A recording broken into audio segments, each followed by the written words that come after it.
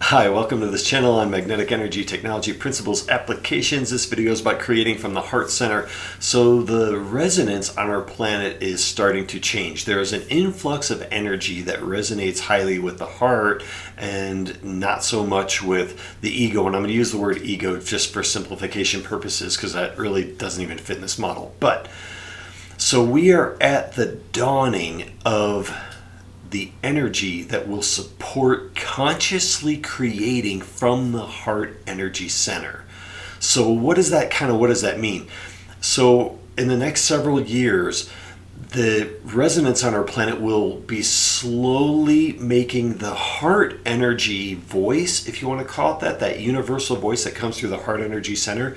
It will be making that slowly louder and louder and clearer, and then the voice of the ego will be getting slowly weaker and weaker and weaker. And all this will happen until we get to the shifts that are a little more dramatic, when essentially the voice of the ego is going to be vanquished from this planet as we move into this next cycle.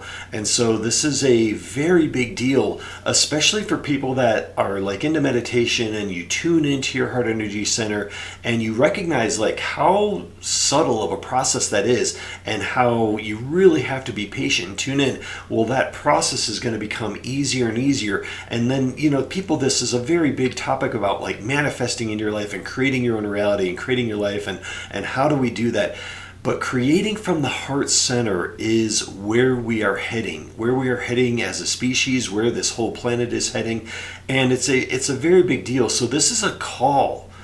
This is a call to anyone who creates from their heart energy center or wants to create their life anew or wants to tune into universal guidance and that voice and everything, and to start taking your creative process to the next level and creating through that heart energy center. Why is that better than creating from the ego? And part of it is the heart energy center produces an amazing fields around us, sacred geometrical fields, toroidal fields, huge fields that extend really into the cosmos.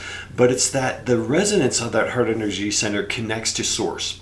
So when we create from that space, we are literally creating, like, here's an analogy would be, we are creating like a multi-dimensional puzzle that is beyond space and beyond time.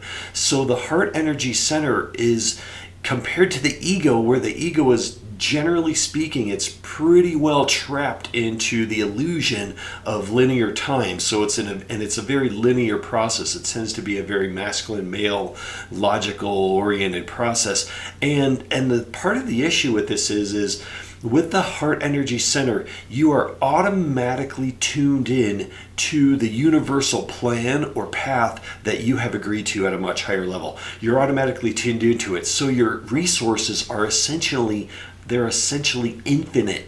So this is the heart energy center can tap into an unlimited energy, first of all, an energy that goes all the way to source, and it has an unlimited amount of resources that it can tap etherically to bring a plan into place. So creating from the heart energy center is a hugely beneficial, extraordinary concept that it calls for us to surrender the ego, to let the ego go, because the ego is half the time, probably 90% of the time, when we create from our ego, we are in dissonance from our universal plan.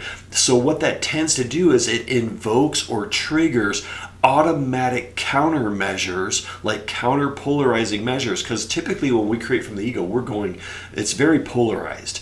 And so it could be like, I want a new red sports car or something, or I just want more money or whatever it is. But it tends to be typically highly polarized energy. And so it immediately invokes your yin and yang balance, your balance in the system, to kind of bring it back to neutral, and to almost most of the time, it negates people's egoic based plans.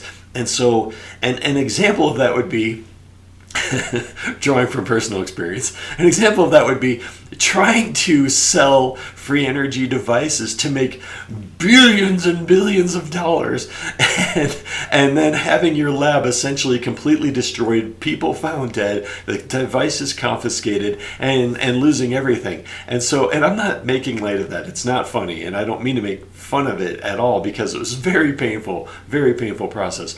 But it's the point here is that when we create from the ego, we are shortchanging ourselves tremendously. When we create from that heart space, we have infinite resources at our back. We are really tapping into a much broader, larger, higher consciousness.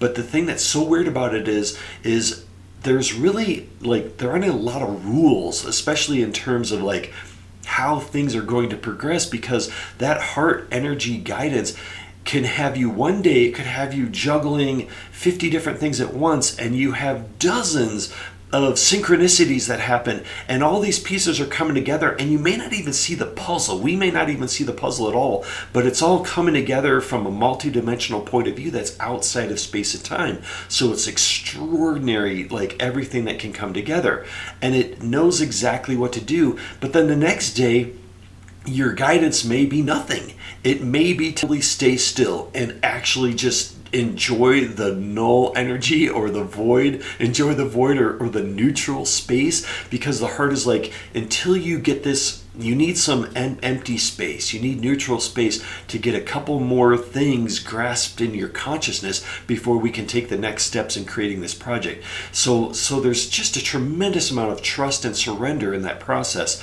Point of origin is huge. So point of origin, like as far as like energy fields and energy thoughts, our ego tends to be what we would call a thought generated energy field. And so that thought energy field, you'll have all kinds of sensations and thoughts that are, it's easy to identify that point of origin because it's typically up in our head. But the heart space energy connects through the center of our chest and that heart chakra, if you want to call it that heart energy center, where we have to actually bring our focus into our heart center and let it be there. And just the act of bringing our consciousness to that space and gently focusing on that space will create a higher flow of energy through that space. So if there are any kinds of like blockages, and for almost 99.9% of us on this planet, we have plenty of heart center blockages. But the cool thing about it is, as long as we keep our attention there, those blockages will begin to dissolve, and you may feel aches or pains, but just be patient, let the heart work through them, keep the focus on there. You can bring the love and the light in there, you can do the vortices of light like we've talked about in different meditations. But it's like this whole idea of just be patient and let the heart do its thing. As long as you stay relaxed, as long as we stay relaxed, it will clear out automatically. And then I'm reminded that I need to say that the more often we focus on that space, that heart energy center, the easier it is for us to tune into the resonance and the voice of that space and get the feeling. So like when we're using it for intuitive guidance or for like telling if something is true or not, like letting it be the barometer for truth, and bringing like a thought or an idea or a path, an idea of creating something, bring that into the heart space and let the heart space be the judge of that path or that action, and then listen to that energy, because it will say, oh my God, that's a terrible idea, or that's a brilliant idea. That's exactly where you're going to go with this. And you feel the expansiveness of that energy within the heart space, basically agreeing with that thought or that idea, or recognizing the validity or the truth, or really what it is it's the resonance of that idea with the universal path that you're walking. So it's really important that we dwell in that energy as much as possible, and then to know that right now on this planet, that process is going to get easier and easier. So the voice of that heart energy center is going to get louder and louder. Now, for those of us that are into that type of thing and into subtle energies and listening to the heart's voice and the heart space and all that, this process, I feel like like this might be this like almost like people are going to call it divine grace or like divine mercy or something that's involved in this whole planetary transformation process that will prepare those of us that are into like tuning into the heart energy. It's going to prepare us spiritually, emotionally, physically, and really everything. It's going to prepare us for the coming changes. And it's like the people that are tuned into that heart space and start creating from that heart space right now are preparing for the radical changes coming on this planet. So that may be, it may be doing nothing, but it may be writing, it may be some sort of art, it may be whatever it is, it may be moving or preparing. But the whole point is tuning into that heart space energy is going to become easier and easier over the next few years as that resonance becomes greater and greater and more energy influx goes through our heart energy centers and demands of us basically to listen to that voice more and more, especially those of us that are in tuned. People that are more ego-based are going to, obviously they're going to fight that energy, they're going to resist it. But at some point, a lot of them will say, wait, is this how I really feel? Or is my heart, God, I feel like something else is happening inside of me. I feel like my heart is telling me to not hold on to that anger or to not hold on to that hatred, to forgive people, to focus on something more peaceful. I feel like my heart is like getting stronger and stronger and it's energy about this. And that's going to start happening in the next few years as we move through this process. And then those of us that are tuned into it, we will be creating and co-creating and creating together as communities from a heart space. And that's a huge deal because it allows for us to move forward and move forward in technology such as this magnetic energy technology. It is absolutely imperative that we create this technology from a heart space, that it comes onto line in the heart space timing, that we follow the heart space guidance. And like I said, we're building a multi-dimensional puzzle across space and time. And so it's so important that we follow that heart space to put the pieces together of that puzzle when the timing is right for those pieces, and not to think that we have some hard, fast, logical path that we're going to follow, because that's so like ego driven. But it's about trying to surrender. It's a random process. And I'm reminded again, another thing, the heart energy space will not be forced.